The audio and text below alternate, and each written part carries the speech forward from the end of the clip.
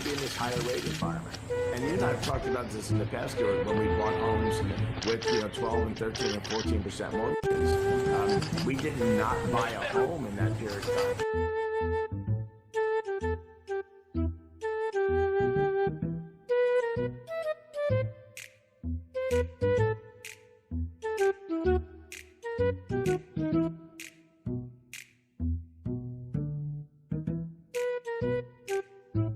No.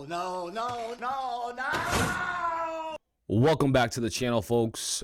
Welcome back to the channel. You already know what it is. Pitch Side Report. We talk about soccer, football, the beautiful game that we all love. And for Manchester United fans, you know, this year, same old story.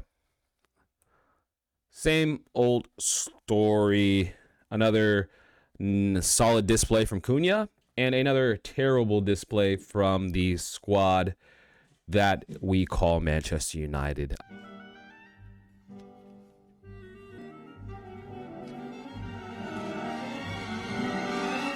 I mean, at this point, I don't know where to look. I mean, I know that half the time these videos, they start off the same, and it's like, I don't know where to start, and I don't know where to start. I mean, first half, boring as hell. The Ugarte and Kobe Mainu and Bruno Fernandes midfield is not working. Won't work, and it shouldn't be tried again at this point. The Maino, not a 8, doesn't want to play defensively. I still like him as a player and shouldn't start. He shouldn't start for Manchester United. He's just young. He's got to learn this new position and learn new things about where he has to be. And it's learning while having to do it at a high level is just impossible. And you're seeing a player who really has a very high ceiling, I feel, in the right position. I feel that they're running him ragged into the ground. He's becoming the scapegoat, and it's frustrating to see. I mean, Ugarte isn't very good. Isn't good offensively.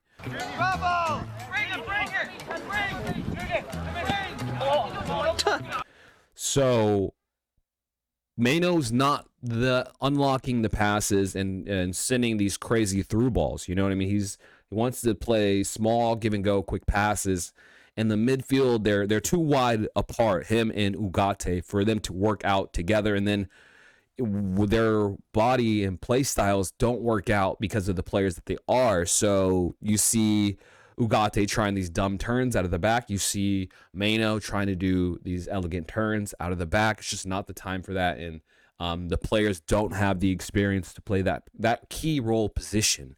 I mean, you see what happens with City when they're out with, or when Raji's out, the core of the team out. That 8 is an essential part for a team, and that's where we're lacking. I mean, of course, the defense and the goalkeeping needs work. The striking needs work. We need some wing backs. So it's like, you can say we need a bunch of players, and we truly do. I mean, but I just don't know.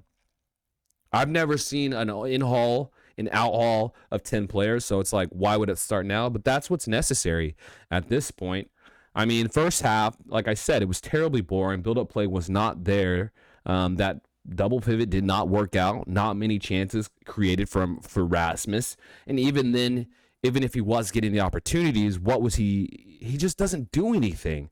I understand that people like Xerxes, but Xerxes just way better off the ball, touch, passing, smarts, tactical awareness. Xerxes, he's much better. Yes, Rasmus might hustle more, might put on his body language that he wants to be there more, but Xerxes is the better player. If you're having the lead, the person who's supposed to hold up the ball and engage to bring in the rest of the team, and that lead sucks as being the striker, the focal point, it's not ever going to work, right? And then you're already struggling in the midfield. You're going to struggle at the top. So every time he gets a chance to get the ball, it's lost. I mean, I'd have respect for him for the way he plays. He's just not good enough under pressure to be Manchester United striker. And I think at this point, Xerxes should be at least the starter and one that we're building around currently. I understand that the manager has to change out players just to see what he wants to do. But I mean, even if you look at this lineup, I mean, just what he has to choose from isn't that bad, but it's not that good, right? I mean, I don't know why he's not playing Casemiro, Dallo, and Malacia. Dallo's not a very good wingback, to be honest with you. He's just so defensive that when he's in attacking positions, even though he looks flashy, the end product is just not the best. Amad Diallo and Anthony, that's probably the best side that we have. You know, Anthony's got a lot of stick, but he actually does the wingback role pretty decent because he can offer the offensive side to it. Maybe not the best defensive, but when you have, you know, 6 players, 5 players always behind the ball, it should always help. But it's not good enough, man. Onana, even the second goalkeeper, they're just bad. I don't know how many times we've seen ridiculous goals coming from set pieces, but we're not there. We're not there. So, yeah, Cunha looks impressive. I mean, the whole first half, probably the player to watch this whole game, probably the best player of that first half. And then the second half begins. The second half begins, folks. The second half begins. And then, you know who we love the most? Bruno. 3 red cards this season, and we're still in December. Roy Keane says, I would definitely take the captaincy off this guy. He's the opposite of what I would want as a captain. That what you put into my head made me want to kill myself. And I mean, it's just ridiculous. Like, you've got to control yourself. This guy runs and bitches around the field, throwing his attitude around. If he's not scoring, he's not doing anything for us. He's not a leader on the field. I'm sure he's not a leader off the field. So, for Ten Hag to make this guy captain is probably one of the worst things that he could have really ever done, because what it did was make this guy think that he was really the shit, and he really needs to get humbled. As Rashford has gotten humbled, Bruno needs to be humbled. I don't think he should be the 10. I'd rather him in the 8. But like I said, he doesn't have the he doesn't have the capability to be the 8 and make the right decisions constantly. Right? He's trying to always do too much, make the simple pass, and when he does the simple stuff, he can still kind of be flashy, and that's what the best Bruno I see. But the Bruno that we have most of the time is this Bruno right here, lashing out, always an attitude. If it isn't his way, it's nobody's way. And yeah, that's all I have to say about him. I'd love for him to go, and I think once he does and we get a true captain, I think things will change. Because 2 minutes into a game, you can't be doing that. You really can't, especially when you've had an attitude the whole game. I mean, the ref is looking for, if you've already had 2 red cards this season from similar situations, it's probably being seen. VAR is now in play nowadays. They're going to find out somehow. So you got to be smarter than that. So GA isn't enough, and I don't think he's good enough. Okay, same with Rashford.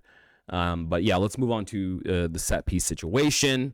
So I don't know what the set piece coach is doing. What are you playing at? Am I still fired? You can fire him. What their tactics are. How are we letting this happen to the goalie? Why aren't we getting players in between to break this up? I don't know, right? I'm not a set piece coach. Okay, I don't know what they're doing nowadays for set pieces, but the fact that we keep, every game we get scored on from a set piece at this point, and it's like, it's no surprise when it happens. So it's quite annoying.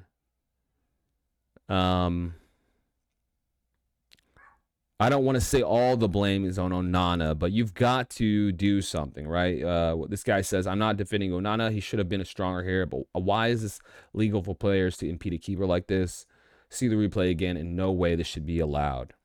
Hey, it is what it is, man. You got to make it known, though. You got to start diving before the ball comes in, or flail around. You know what I'm saying? Like, there's a way you can get the ref's attention. And it sucks to concede like that. It sucks to concede like that. And then, that was pretty much the game. I mean, once they scored, we were already a man down.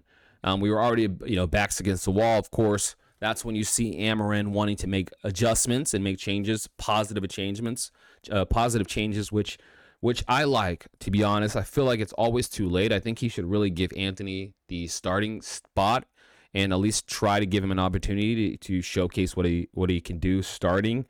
And I think that he should start Rasmus. I mean, I think he should start Xerxes over Rasmus. I think Cass should be in there instead of Mano or Ugarte, and maybe switch Mano and Bruno. But I mean, who am I? I'm just somebody talking on a green screen as a Manchester United fan. What I do know is I believe in this guy. I think that he just needs the time. I keep saying that. He needs the right players. A lot of these are Ten Hag signings, which we were disappointed in. And let's be honest, right? I will give a shout out to Harry Maguire. I think he was humbled, and I do like the way he's conducting himself currently. I don't think he's doing too much, and I think that he does just enough. And you know, I think that's a player we still can keep. You know, and I've not been the biggest fan of him at all, but we gotta pick and choose which players we keep. Obviously, we can't get rid of the whole team, and yeah. That is what it is. You know, the manager bounce isn't really bouncing. I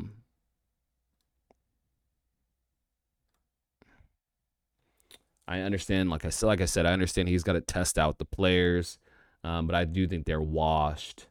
In a way, I do feel like he's setting himself up for failure, just because the way that this fan base is quite ruthless, especially of a man of that skin tone.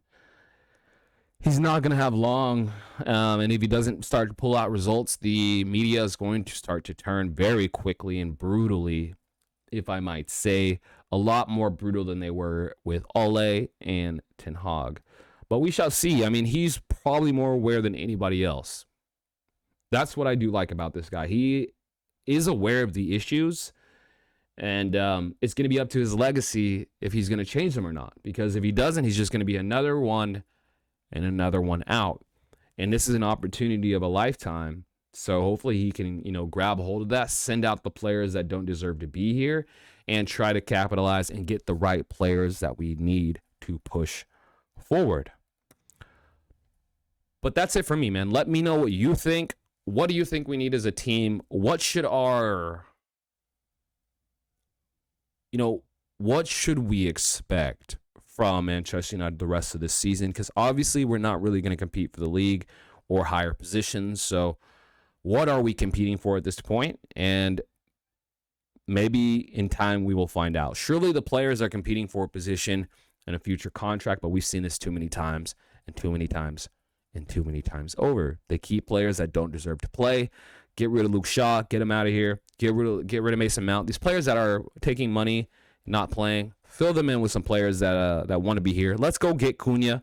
However much he costs, he's better than half of the midfield we have, and a true 10, if I might say. But yo, if you're feeling the vibe, subscribe. Goal is to get to 100 subscribers before the end of the year. We got a few more days, so let's try to hit that milestone. But if you made it this far, I truly appreciate you watching. Leave a like I said, helps the channel grow. And I will catch you guys on the next Pitch Side Report. All right, later. Hello. I want to talk to you. Okay, I can first. What? They want to know. You said Over there after two.